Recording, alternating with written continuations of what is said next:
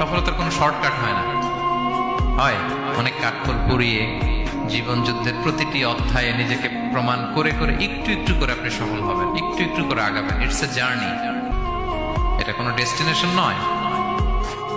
এবং সফল হওয়ার পথ পরিক্রমায় কোনো লিফট নেই, সিঁড়ি বেয়ে উপরে উঠতে হয়। কি বেয়ে? কিন্তু আমরা সফল হতে চাই কিভাবে?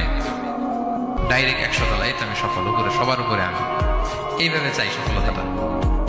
সবার উপরে উঠে যাব, গোল্ড মেডেল গলায় পরাই দিবে, আমরা সাকসেসফুল না। সফলতার রাস্তায় কোনো লিফট থাকে না। কি দিয়ে উঠতে হয়?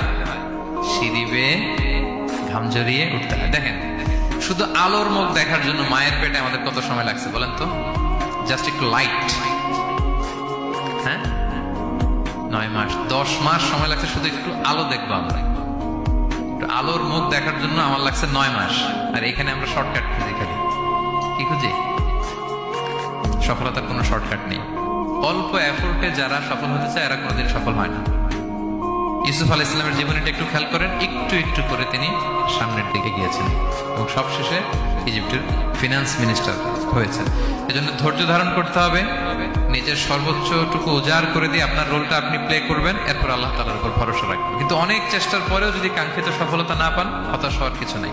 কারণ বিশ্বাসীর সফলতা শুধু দুনিয়াতে না, বিশ্বাসীদের সফলতা আখিরাত পর্যন্ত বিস্তৃত। ওইটা আসল সফলতা। ফামান যুহজিহা আনিন নারি ওয়া উদখিলাল জান্নাতা ফাকাদ ফাজ। যে জাহান্নাম থেকে মুক্তি পেল, জান্নাতের নিশ্চয়তা পেল, সেই সফল। আমরা যেন